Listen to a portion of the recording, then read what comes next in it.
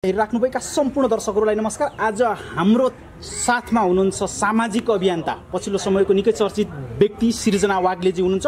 पछिल्लो समय जुन तीजको ट्रेन्ड चलेको छ त्यो ट्रेन्डमा सोफिया थापा, दुर्गेश थापा लगायतका चर्चित गायिकाहरूले विभिन्न किसिमका विवादित गीतहरू, जुन तीज विशेष, जुन नारी विशेष भन्छ, त्यो विषयमा विवादित गीत गाइसक्यो भने हाम्रो सृजना वाग्लेजीले अहिले पछिल्लो समय के गरिराख्नु भएको छ यो विषयमा कुराकानी गर्न गइरहेका छौँ। हजुरलाई स्वागत छ सृजनाजी। धन्यवाद। के गरिराख्नु भएको छ पछिल्लो समय? अब यही त हो नि, समाजमा असामाजिक तत्त्वहरू पैदा भएका छन्। यिनै असामाजिक तत्त्वहरूलाई समाज के हो, समाजमा रहिसकेपछि तिम्रो धर्म के हो, समाजप्रति तिम्रो उत्तरदायित्व के हो भनेर बुझाउँदैमा दिन व्यतीत भइरहेछ।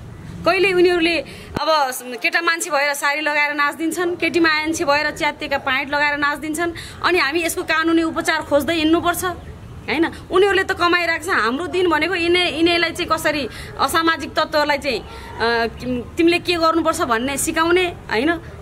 यिनै कुराहरूमा हाम्रो दिनचर्या बितिरहेको छ अहिले पछिल्लो समयमा। तपाईको अहिले प्रोसेस चाहिँ कतिसम्म पुगाउनु भयो, के गर्न सक्नुभयो तपाईको सफलता? जब पछिल्लो समयकै कुरा गरौँ, सोफिया थापाले नो व्रत प्लिज, यस अबको तीज नो व्रत प्लिज भनेर एउटा गीत पस्किनु भएको छ।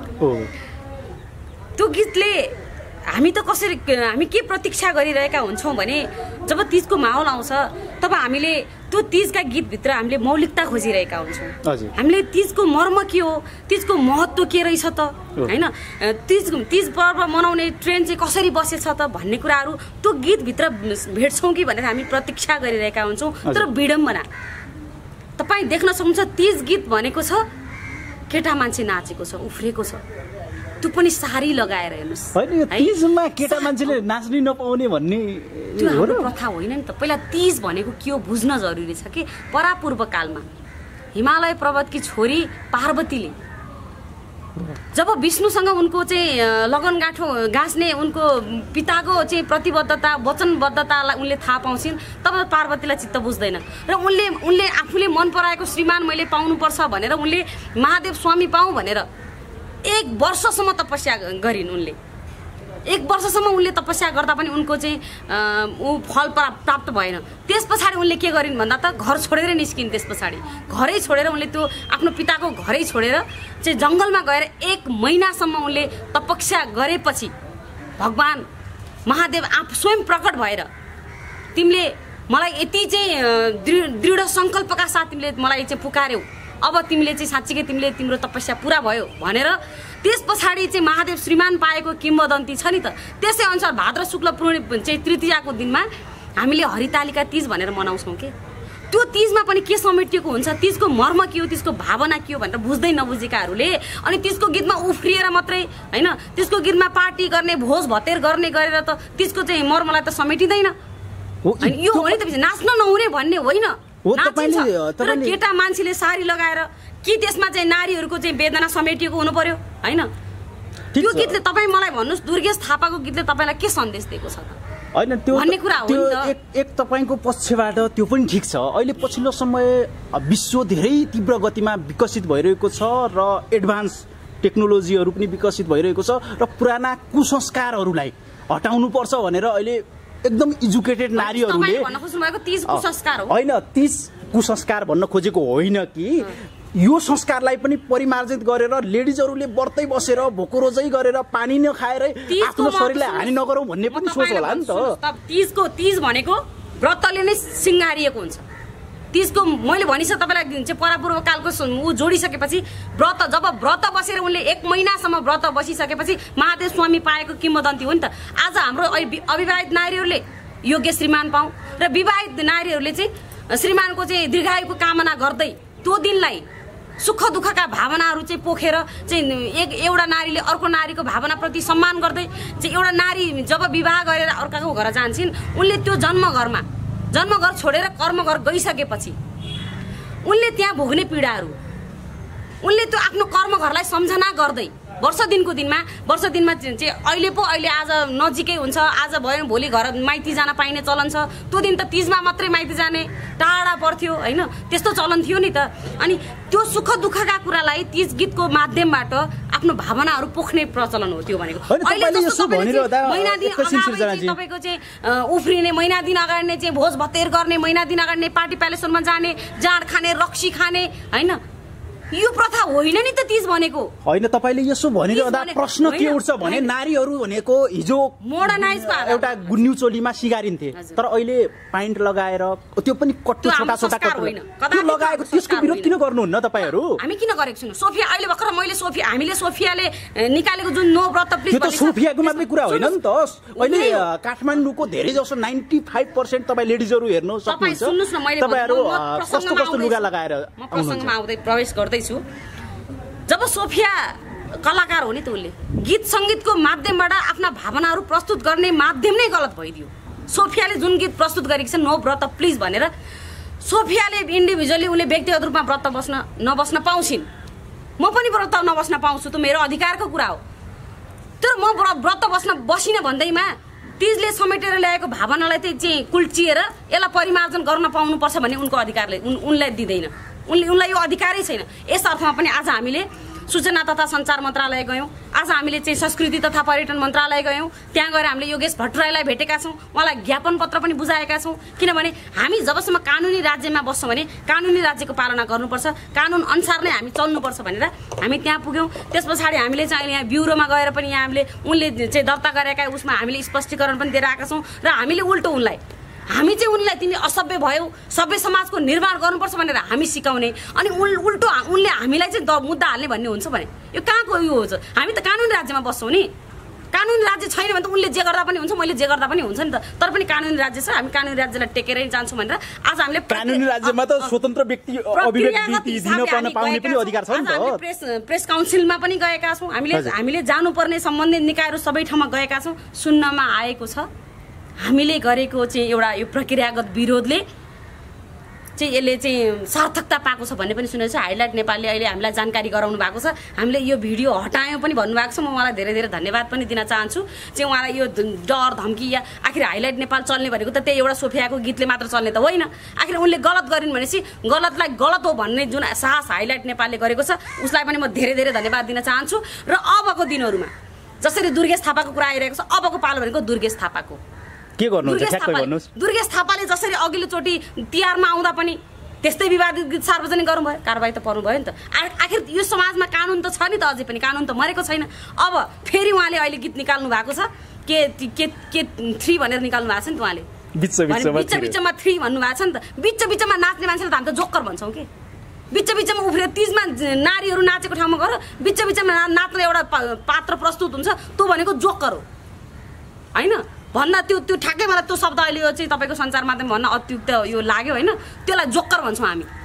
दुर्गेश थापा त्यस्तै जोकर हो होइन। अब उसले अब सचिएन भने आज सोफिया थापाले त सजाय त भोगिसकेन एउटा चाहिँ हिसाबले त होइन हो।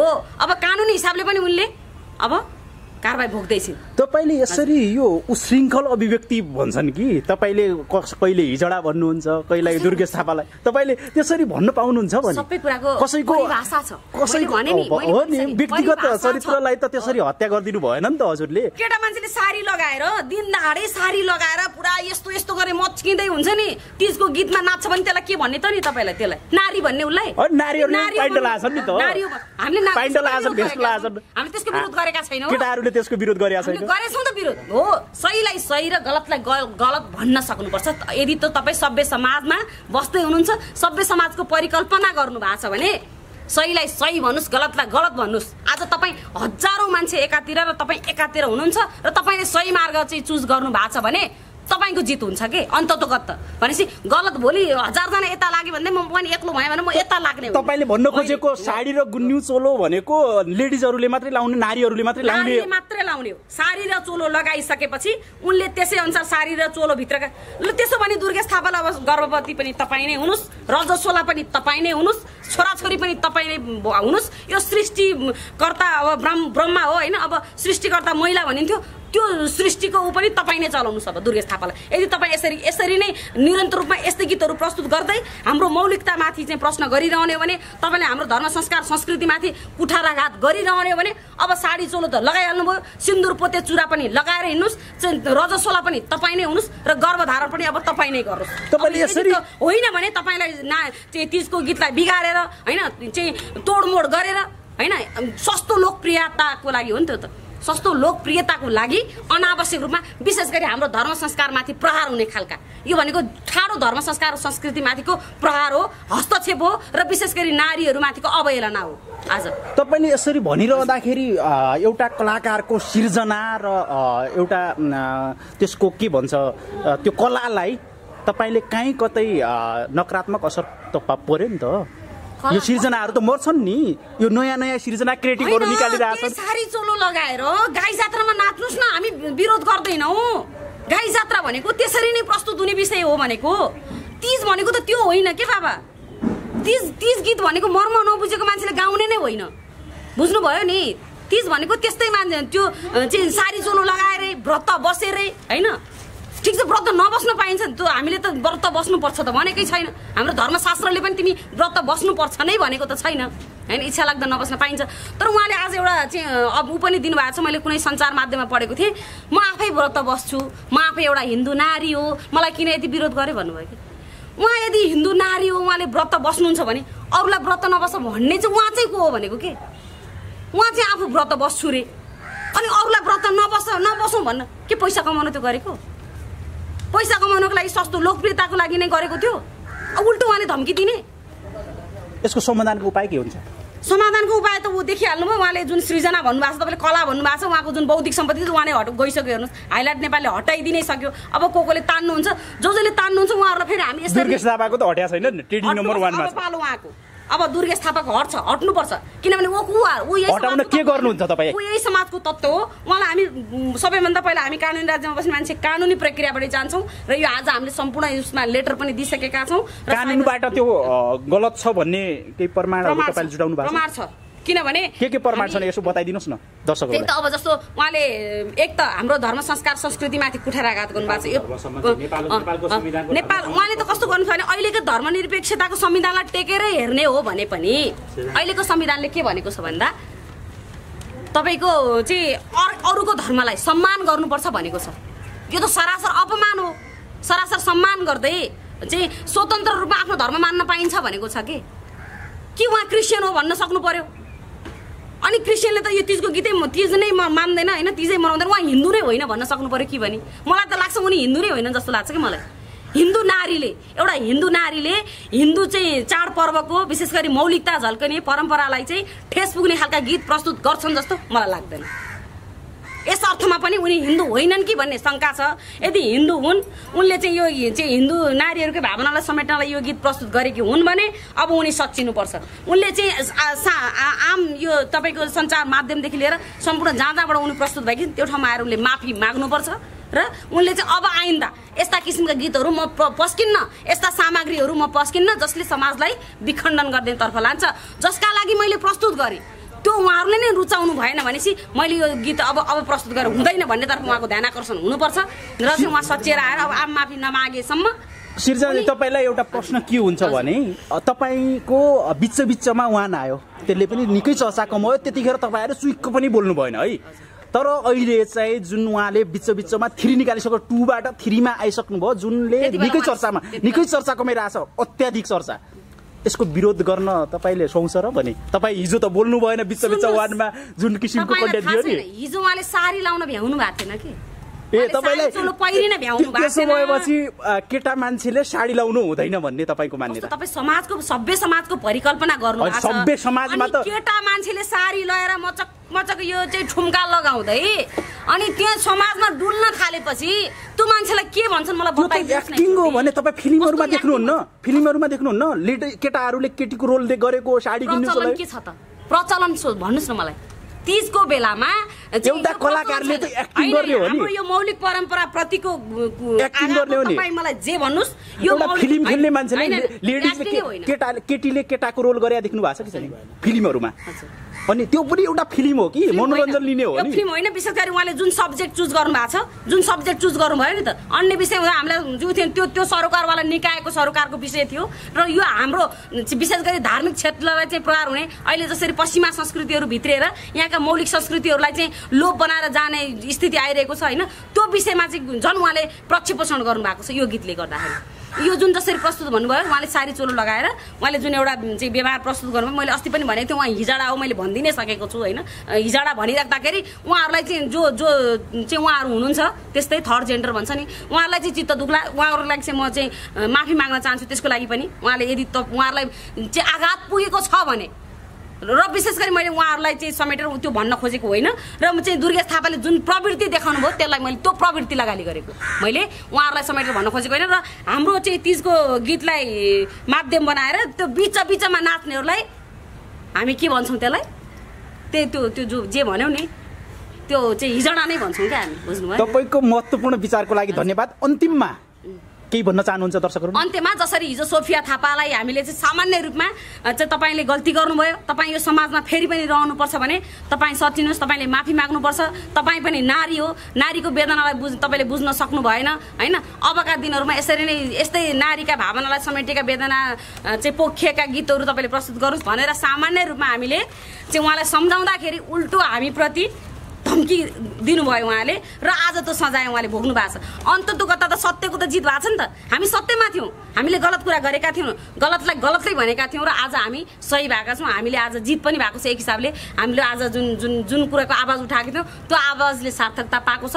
यसै गरी भोलिका दिनमा फेरि पनि कसैले यो चाहिँ एउटा हिम्मत गर्छ भने, कसैले हाम्रो धर्म संस्कार संस्कृति मौलिक परम्पराप्रति चाहिँ कुठाराघात प्रहार गर्ने कोसिस गर्छ भने हामी लगायत यसमा चाहिँ हिन्दू जागरण नेपाल छ, शिवसेना नेपाल छ, चाहिँ विश्व हिन्दू महासङ्घ छ होइन, भागवत चाहिँ गीता प्रतिष्ठान के यो समग्र चाहिँ हामीले यसको विरोध गरेका छौँ। त्यसरी नै फेरि यिनै सङ्घ संस्थालाई उहाँको चाहिँ प्रतिपक्ष भएर उहाँले भेट्न सक्नुहुन्छ। र अब आइन्दा यस्ता तिजका गीतहरू पस्केर चाहिँ तमाम नेपाली नारीहरूको भावनाप्रति चाहिँ कुठाराघात गर्ने प्रहार गर्ने कोसिस नगरियोस्। र सम्बन्धित निकायलाई म के भन्न चाहन्छु, जस्तो लोकदोहोरी प्रतिष्ठान जो सरकारवाला निकाय छन् नि, यी गीतहरू चाहिँ कस्ता गीतहरू समाजमा पस्किनुपर्छ, कस्ता गीतहरू पस्किनु हुँदैन भन्ने जुन एउटा चाहिँ मूल्याङ्कन गर्ने चाहिँ संस्था छ, त्यसलाई पनि मेरो ध्यान आकर्षण होस् भन्न चाहन्छु। यी गीत विशेष गरी यस्ता समाजमा एकपछि अर्को समाजलाई विखण्डनतर्फ लाने गीतहरू निस्किएका प्रति त्यो संस्थाको ध्यान आकर्षण होस् भन्ने म चाहन्छु। धन्यवाद तपाईँको महत्त्वपूर्ण विचारको लागि। धन्यवाद तपाईँलाई पनि। चाहिँ यो पछिल्लो समयमा जुन कुराहरू विवादमा आइरहेको थियो यो कुरालाई चिर्ने मौका दिनुभयो, र चाहिँ जसले यो गीत हटाउनु भएको छ हाइलाइट नेपाललाई पनि धन्यवाद दिने मौका यही चाहिँ तपाईँको सञ्चार माध्यमबाट दिनुभयो, त्यसको लागि पनि तपाईँलाई धेरै धेरै धन्यवाद दिन चाहन्छु।